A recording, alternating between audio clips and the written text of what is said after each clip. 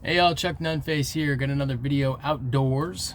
Working on a couple of things for my setup inside. I've got a new camera mount coming, which is probably going to make doing videos a little bit easier from that top-down perspective. The setup that I've got right now isn't really conducive to that, so that should be in the next day or so. Try something different then, but it's a little cold out today, but not too bad, not windy, sun's out, so I figured I'd just shoot it outside. So the video is going to be on this one right here, the Medford knife and tool Proxima.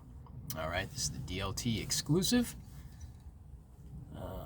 Right there, you can see they released several models. They had a Praetorian, they had a Marauder, a couple of other ones. And they've all got some sort of winter theme. So it's got this snowflake right there, laser engraved on the clip, then anodized, and of course the MKT. That's the dog, one of the two dogs. Black DLC. Hardware, blade, of course, back spacers, clip. The only thing that's not DLC, of course, besides the frame itself, is going to be that LBS right there that's been flamed. All right, so it's got a flamed LBS and pretty much blacked out everything else, with, of course, the exception of the show scale. That is what Medford calls their faced and flamed, so it's been polished. All right, like that, and then it's been anodized blue and then flamed with a torch in that order, I believe. So I was gonna do this review or discussion or video, whatever, what have you, right away.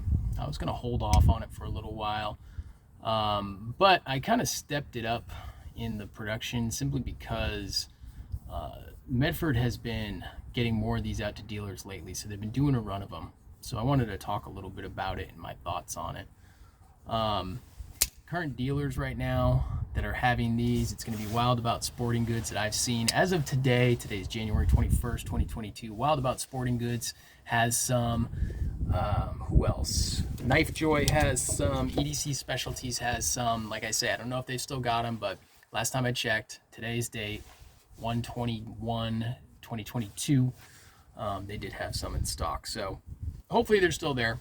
I'd go ahead and go check them out. They might be at other places too. Not sure. Those, the only places I really looked.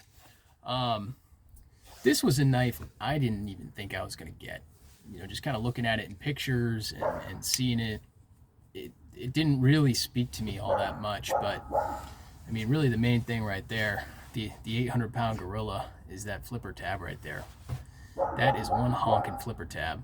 So I remember the first time I saw it, just kind of thinking to myself, that's dumb. You know, why did they have a flipper tab that big?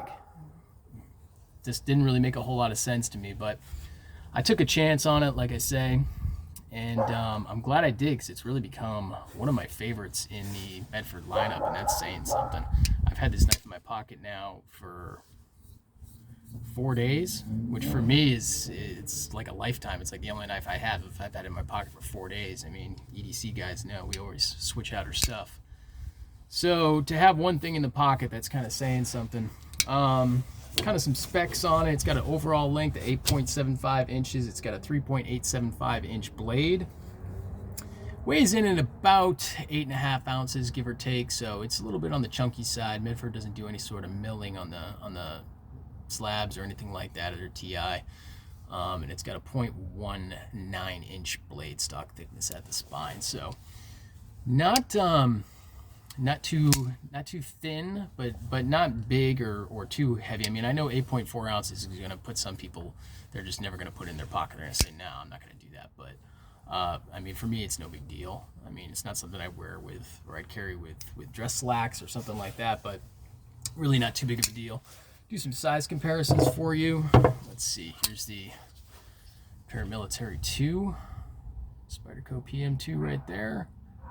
Let's see what else we got. We got the Ontario Rat 1 and D2. Still my favorite budget knife of all time. Really, this one's hard to beat in my opinion. I know it's a crowded space now with Civivi and other brands putting out a lot of stuff that people really like, but that guy right there just kind of speaks to me. I really like that knife a lot. And of course, we've got the ever-present Chris Reeve knives, Benza. So not really in the same carry class as any of those knives. And then let's see, one more. I've got the Cold Steel Knives Recon 1 Bowie and that's a big boy right there. So they're kind of comparable. The blade size is pretty much the same when you put them together like that, but the buoy's a little bigger overall. Okay, so that's kind of what we're looking at for size comparisons. You know, I always try to use fairly common knives that most people own when it comes to doing size comparisons, because I mean, some guys, they'll do these, you know, they'll show off the latest and greatest you know, custom knife that they have with their Damascus bullshit and everything else on it, which is fine if you got Damascus. It's not really my thing, but nobody really has those knives, so why do size comparisons with something that almost nobody has when, you know, almost everybody's got a PM2 or at least familiar with the dimensions. So anyway, that's just a little sidebar on that. But yeah, so I wasn't really going to get this knife, but I'm really glad I did, because it has just turned out to be one of my favorite knives from Medford. Kind of a little backstory about the Proxima and how it came to be. There was a knife that they made several years ago called the Gigantus, and it was similar. It was the harpoon blade style with a swedge, just like this one has. But the blade was about 5 inches long, so we're looking at a 5 or maybe even a little bit more than 5-inch blade. Had the big flipper tab, of course, for leverage, and a similar blade or handle shape for it as well. So, I mean, essentially what they did is they slimmed down the Gigantus, and when, at least the story goes, as when they did their prototyping and everything else, this is the knife that was always around, apparently in Greg's pocket. And so anytime somebody wanted to check it and check specs or do something like that, or feel how the action was supposed to be, it was always around. So it was always in the proximity, hence the name Proxima. So that's kind of the little bit of the story of how it came to be. Now, initially, like all Medford knives, there is a break-in period, so it didn't flip open all that great when I got it. I wasn't surprised.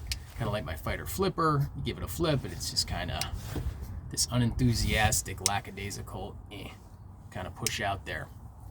But as of course it broke in, tinkered with the pivot a little bit, took it apart, cleaned it out, kind of did the things that I want to do to it. I'll do another video on that later. Medford Knives sets up things the way they want them set up. I'll set up things the way I want them set up, as far as lubrication and everything else. So I did a few different adjustments to it, as I do with a lot of knives, and very happy with the result. You know, it can be thumbed open. Well, it can be thumbed open like that, of course, slowly. It can be thumb flicked using the fuller. Obviously, it can be flicked open like that, and if you give it a bit of wrist, you can get it to Spidey flick too, but really it's designed to be open with that flipper tab right there. Hence, you know, you got that big flipper tab, you might as well use it. Functionally, really like it. Acts as a guard. You know, your hand's not slipping onto your blade like that. I mean, granted, can't take the dog out of the picture. There she is. There's Bluebell. Everybody likes her. Your hand's definitely not slipping out of this. It's going to be real secure. I actually really like it. I didn't like it at first when seeing it. I get a lot of comments whenever I post it on Instagram. You know, somebody will inevitably say that flipper tab. I like the knife, but man, that flipper tab. I'm glad I took a chance on it, because like I say, it's turned out to be really one of my favorites. So definitely got a great action to it. It's not a push button. You try to push button this out, I mean, you're not even really going to get anywhere. You got to give it a definite, deliberate light switch. Just kind of, here's an example of a push button knife right there. Olympic 247. Quiet. Crazy dog. Push button action right there. Of course, you can light switch it also, but you know, very easy to just kind of press down, knife deploys. Push button action, light switch action. You're not going to get the same push button experience with this. In any case, not a whole lot I really want to. Bluebell! Shooting a video here. Quiet down. Not a whole lot I really want to go over and go in depth on. I'll link those retailers in the description: Wildabout Sporting Goods, EDC Specialties, and Knife Joy. Go ahead and go check them out. See if maybe give this knife a shot. As always, I appreciate you watching. I appreciate any subscriptions that I get. Go ahead and click that button right there. Get subscribed. Turn on your alerts. Leave me a comment. Let me know what you think of this knife. Is that flipper tab a deal breaker for you? Or do you think you might be able to get used to that? You know, it's one of those things, again, if the knife doesn't appeal to you visually and you don't go, wow, I really like that, there's a lot of things I like about this knife, it may not appeal to you in use, with the exception of that flipper tab. It may grow on you. You know, it may be one of those things where you actually end up liking it. So in any case, I like this knife a lot. Give it a chance if you have time, or if you're so inclined. You know, if you're in the market for a new knife, a new Medford knife, and this is one not to overlook. I overlooked it for a while. Just kind of went with my Proxima, or not my Proximas, my Praetorians and Marauders and things like that. They're flagship models. Never gave this one too much of a hard look, but I'm really glad I did. Thank you.